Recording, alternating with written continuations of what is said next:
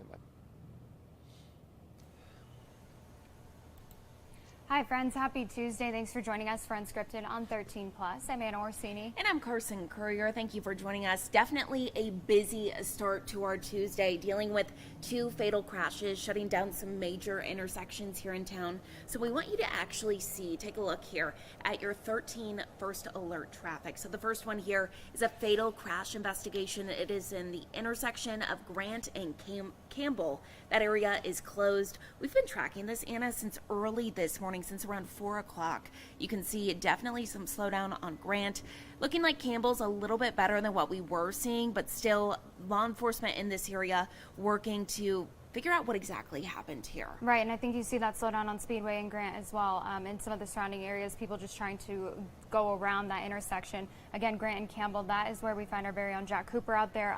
Jack, what have we learned in the past, 30 minutes or so about this investigation? Carson and Anna, good morning. Yeah, the intersection is still closed.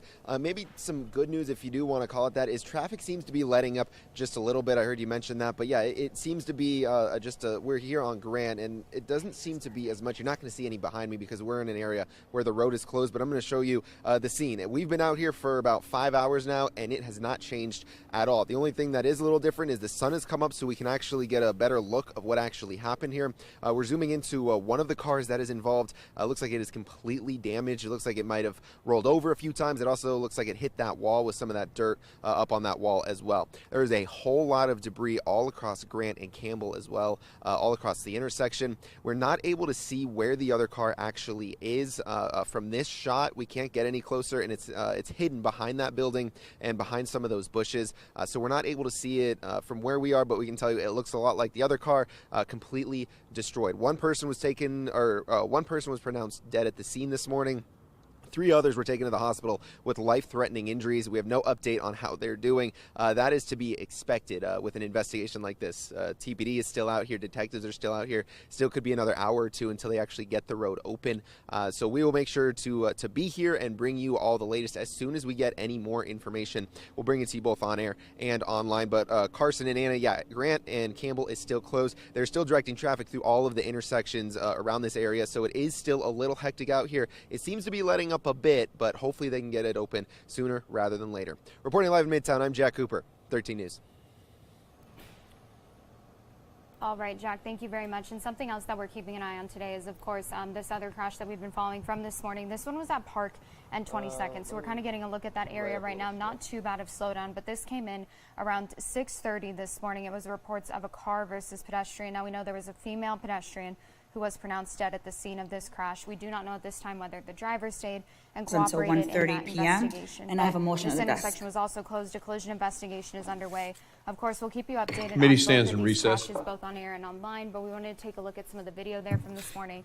And I think this is a scene that we've seen way too often this year to start off the new year. You can see all this stuff kind of just scrambled in the intersection. This is what it looked like as the sun was coming up this morning, and just really a heartbreaking scene as we see yet another fatal pedestrian crash here in Tucson. Absolutely. Now sitting in double digits for the amount of fatal pedestrian crashes here at home, and it's only the end of January. So hopefully everyone can stay safe out there. Police can figure out what exactly happened here. Again, oh, there it is. This Okay. is still ongoing, that investigation. Thanks. I would avoid we'll take a brief intersection recess for at just a all second. costs. So Grant and Campbell, Park and 22nd, 2 areas that you'll want to avoid today. Again, the slowdown near 22nd and Park isn't nearly as bad as Grant and Campbell, but just 2 crashes that we are keeping an eye on. And of course, we'll keep you updated on the latest in those investigations.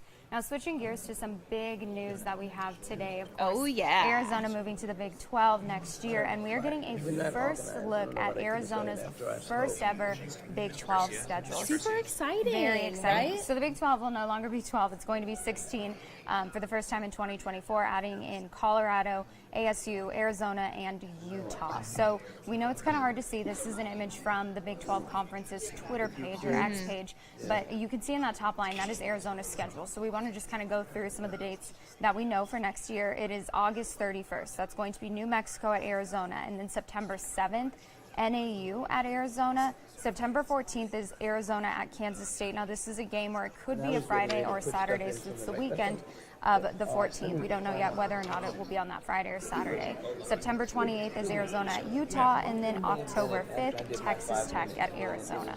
October 12th, Arizona at BYU. October 19th, Colorado at Arizona. October 26th, West Virginia at Arizona. November 2nd, Arizona at UCF. And then November 16th, Houston at Arizona. Still trying to figure out exactly if that game could be on a Thursday or a Friday or Saturday game. Again, it's just going to be in that weekend time frame. Again, that is Houston at Arizona around November 16th.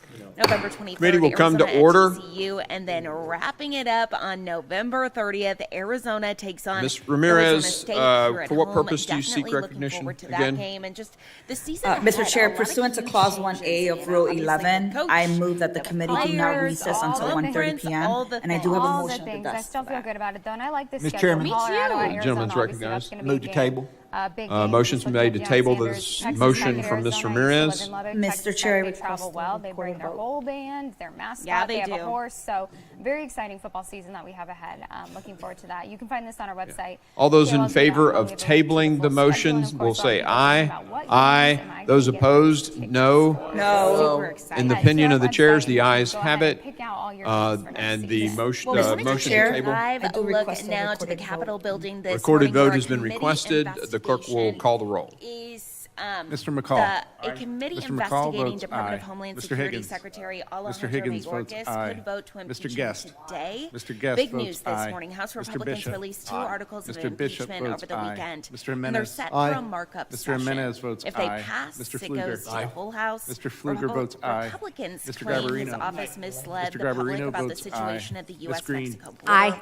Ms. Top Green votes congressional aye. Democrats, though, Mr. calling this all Gonzalez. a sham and saying Republicans Lota. don't have any evidence Mr. that Mayorkas Lota votes committed aye. high crimes or misdemeanors. Ezell. Now they can only lose 2 votes with their narrow Mr. majority. If D'Esposito. successful, though, Mr. Mayorkas D'Esposito would be the votes first aye. cabinet Ms. secretary to Lee. be impeached in nearly Ms. Lee votes aye. 150 Mr. Luttrell. years. So again, you Mr. are Luttrell taking a votes live aye. look to the Mr. Capitol Strong. building this Aye. morning, where as you can Mr. see, lots Strong of people votes there aye.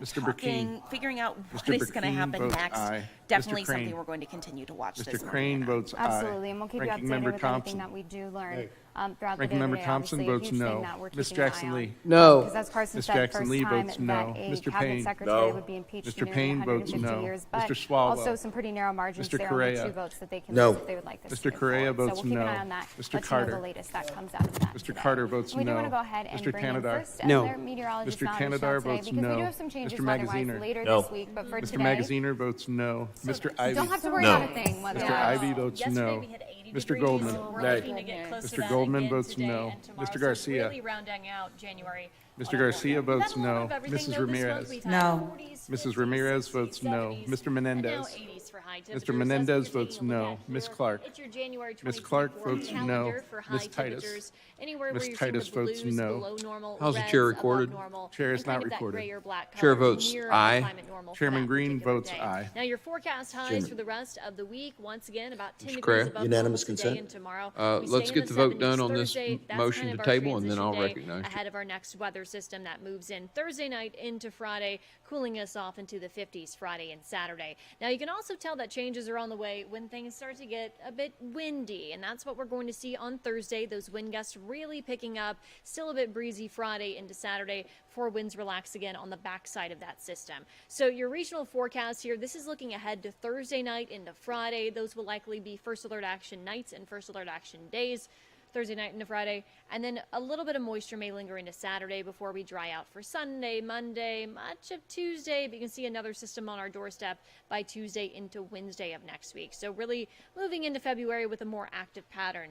Temperatures for most of us in the 50s right now. It says Wilcox is still in the upper 30s. We'll have to check that sensor there. Otherwise, we are warming up nicely with just some high clouds to our south. Once again, expect highs today running about 10 degrees above normal. Try to get out and enjoy it. That puts Cochise County in the 60s, many of us in the 70s this afternoon. And we stay near that temperature again tomorrow, 75, gusty winds Thursday, and then you can see rain moving in Thursday night into Friday. Dry for your upcoming weekend, but cooler, 50s and 60s. But hey, we're right back up to 70 degrees by Monday of next week. So kind of best of both worlds. We get some warmth that many of us like, but we also get that much needed rainfall and mountain snow on the way again by Friday. Good news for everyone. I was outside yesterday having lunch, and I was on the patio sweating. Yeah. I was like, it has been so long. I know. I was talking to Rebecca about this. She's like, I don't know whether or not to turn on my air because it can get a It's little so stuffy, hard. but it's like, try to hold off because, as you can see, we're going to be back in the 50s by Friday. Exactly. And, I just keep turning it on and turning Turning it it off, off. and my bill is looking accordingly. Yes. So maybe I'll Yeah. take your advice. My Don't dad worry. came over the weekend. He's like, "You have your air conditioning on? It's winter." I was like, "It's not really winter though. Not here." It's Arizona winter. Right. Exactly. Well, thank you, Mallory. Of a lot to course. look forward to. Well, in some consumer news today, we want to kind of take you through the headlines. UPS cutting 12,000 jobs in an effort to save $1 billion in costs. Now, managers and contractors will unfortunately make up most of those layoffs. The cuts come as UPS issued a disappointing sales outlook for this year. UPS lost business last year as customers concerned about a possible strike by the Teamsters shifted shipments to rival carriers. UPS said that it expects to get most of the business back, but so far it has only gotten back about 60% of that lost business. Wow, definitely something that'll impact a lot of people and those packages. And take a look at this. A heads up this morning, Amazon Prime members may now see ads on Prime Video. Prime Video began rolling out ads this week, so you can pay $2.99 more to avoid these ads. Amazon says the ads will help them continue to produce popular programs like Thursday Night Football. A recent Morgan Stanley report predicts Prime Video ads will generate more than $3 billion in additional revenue this year. Honestly, I don't mind the ads. Do you mind the ads?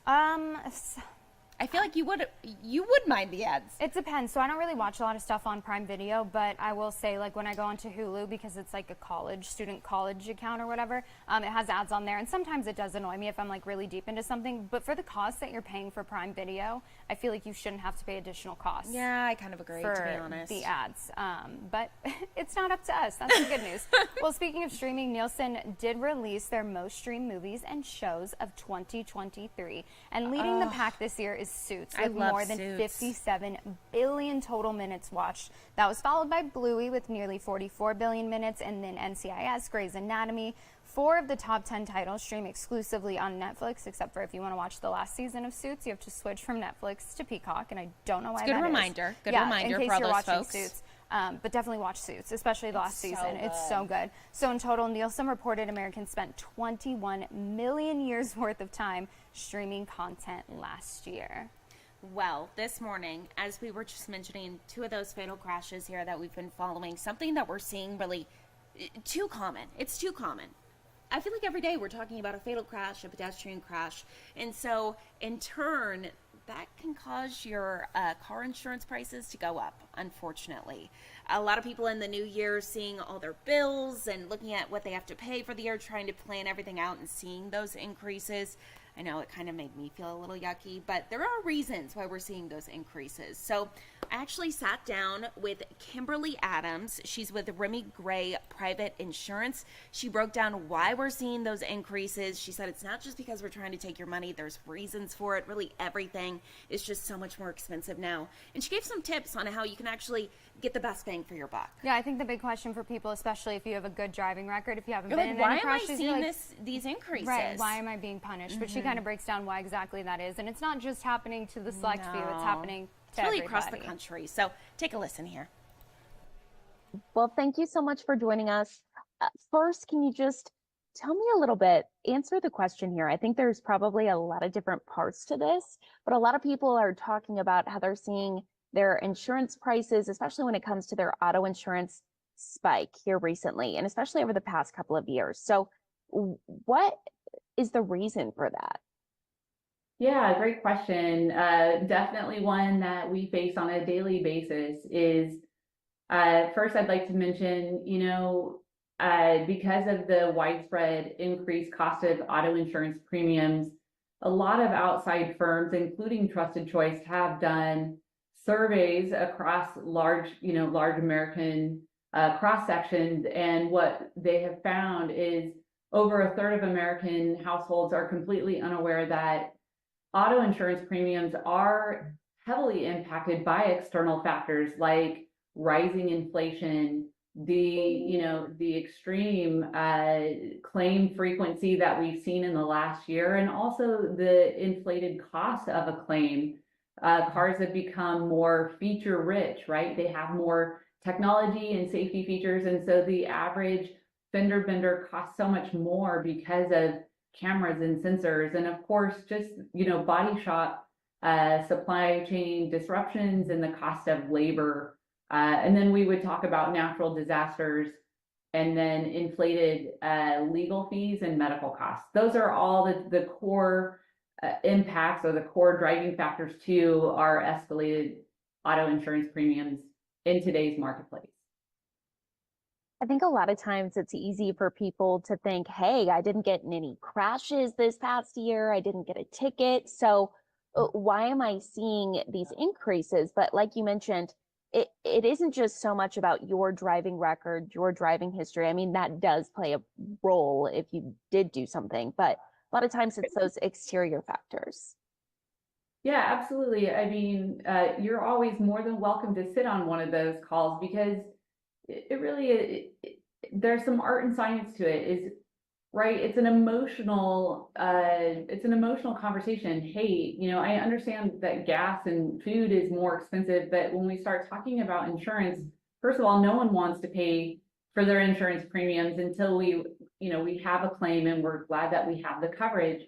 But helping people realize that, hey, unfortunately, because of these external factors, insurance companies have had to increase premiums to be able to pay out for claims, especially in this marketplace when we're just seeing a lot more claims and they just cost so much more. If I could give you a quick example, post-COVID, when we had labor shortages, insurance companies were, where we would normally see a fender bender take 7 to 10 days to resolve, right? From, hey, this incident occurred, to now I'm being inspected and repaired at the body shop. Those claims were taking as long as 30 days or more. So insurance companies were also spending more in the cost of rental cars.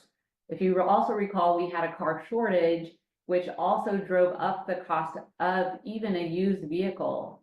And so when we're talking to families who have not had any claims, we have to remind them that unfortunately it is a tough market, and those factors are impacting even their individual premiums.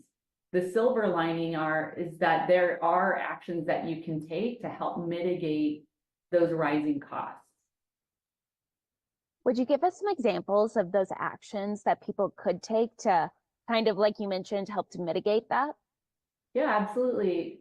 The big one I would say is starting out, again, I've mentioned Trusted Choice, is taking advantage of, these consumer advocate platforms that connect the general public with vetted insurance professionals, independent insurance agents such as myself. When we subscribe to Trusted Choice, or what's known as the Big I, that is the National Insurance Association, we subscribe to, more training, overarching guidelines that help us deliver a better customer experience. And the biggest top 2 reasons a customer would go to an independent agent is choice. One, independent agents, we have at our fingertips multiple carriers that we represent, so we can quickly get multiple alternative solutions for them. And then education, right? Our job as an independent agent is we don't work for any of those carriers. We represent both sides, and our job is to truly be an advisor, an educator,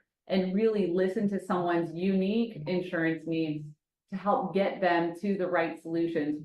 To me, what we say in our practice is winning is having the most coverage, the best coverage at the most competitive price.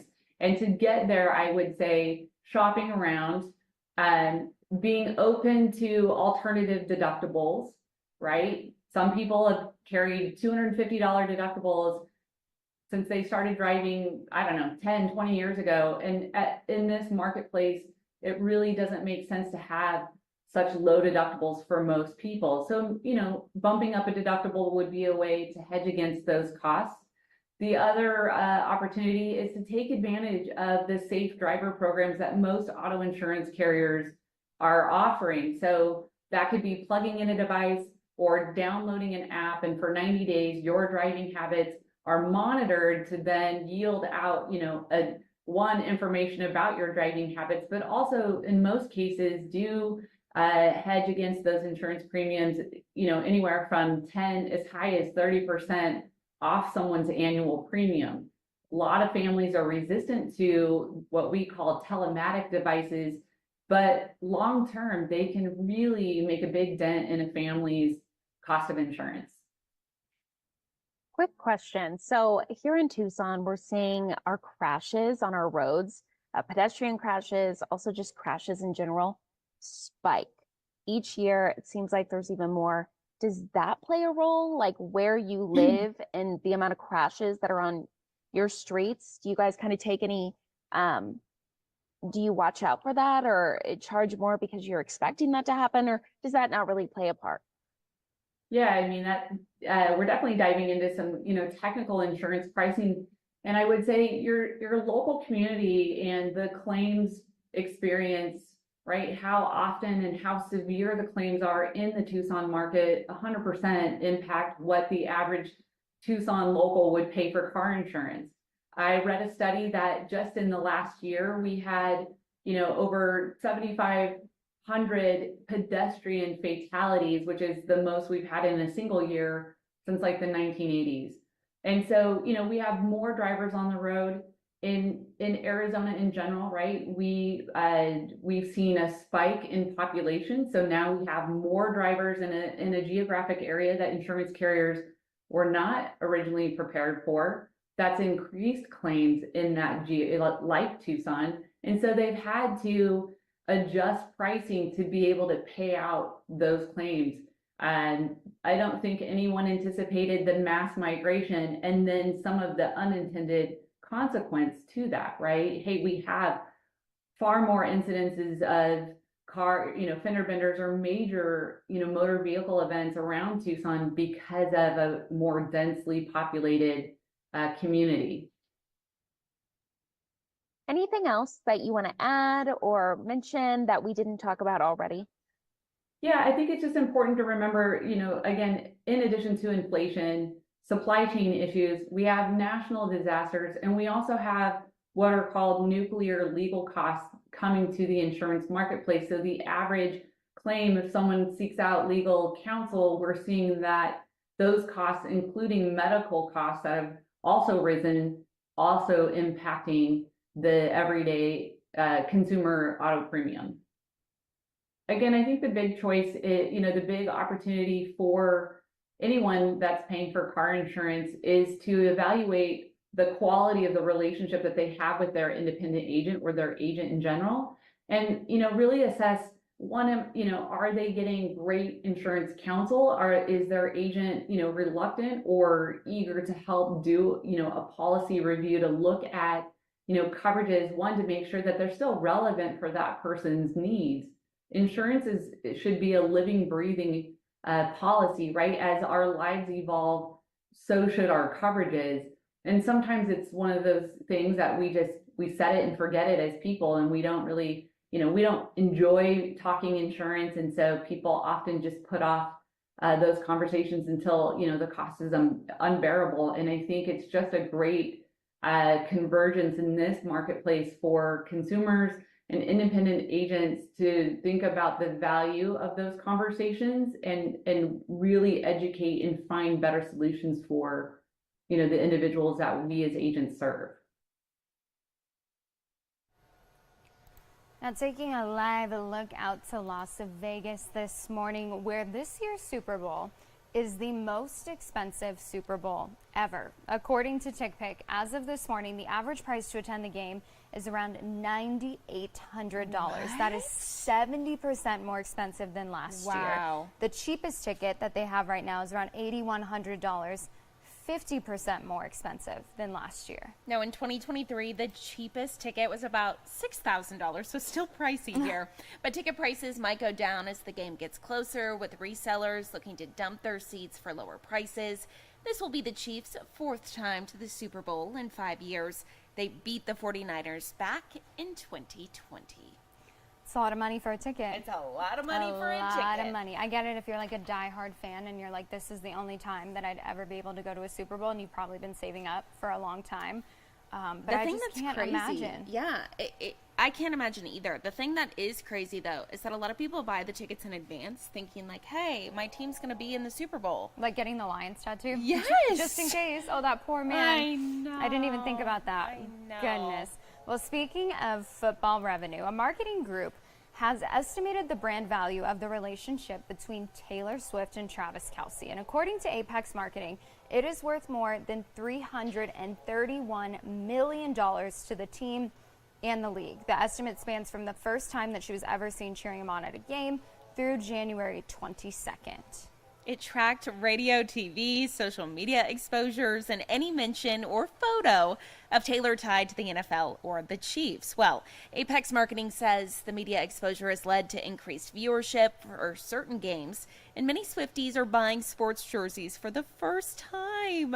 As for whether or not that number will go up significantly during the Super Bowl, Apex says it all depends on what happens during the game. But I love this. Everything I'm like she smiling does ear to ear. is worth like millions. I think it was more just she's never really been public with any of her relationships until after they break up, and then she writes an album about it. But when she showed up at his game, I think people were like, wait, is this Wait actually a second, happening? like two worlds converging. Yes, it was something extremely unexpected. People were saying it was fake for a long time. Now, I mean, if you saw the videos from this weekend, I'd say Not that's fake. about as real as it Not gets. fake at all. But I love this for them. Yeah, it is very cute. It's taken me a long time to say that, but they are cute together. They're extremely They're cute really together. Cute. Well, before we wrap it up, we want to circle back to these two crashes we're following from this morning. So the first one at Grant and Campbell, officers again responded to this area around 4 o'clock for a crash involving 2 cars.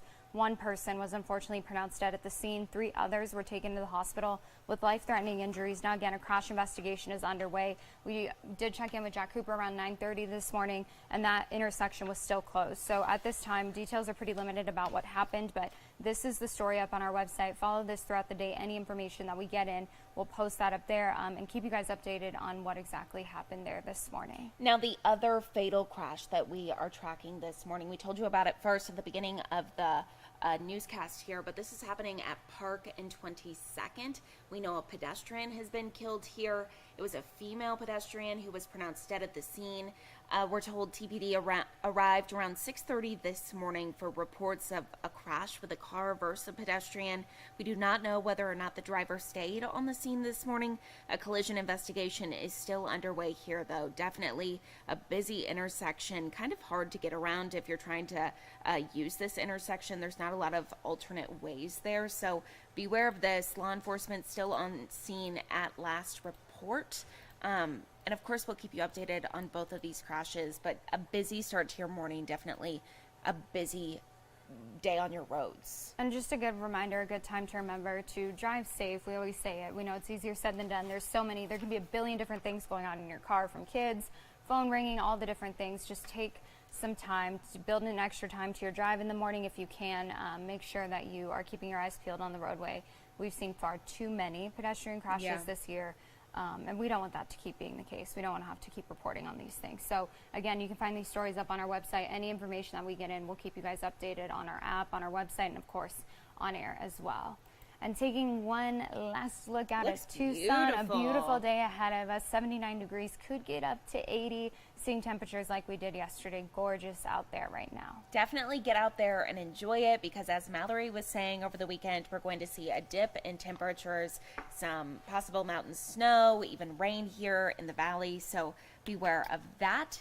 Soak up all that sun when you can. And then the good news is, if you're a fan of the high temps, they're coming back around beginning of next week. But get out there and enjoy it. Absolutely. Get out, get that vitamin D, get a little bit of sunshine, makes everybody feel better. Thanks for joining us for Unscripted on 13 Plus. We hope you have a great rest of your Tuesday. Thanks for watching. Have a great day.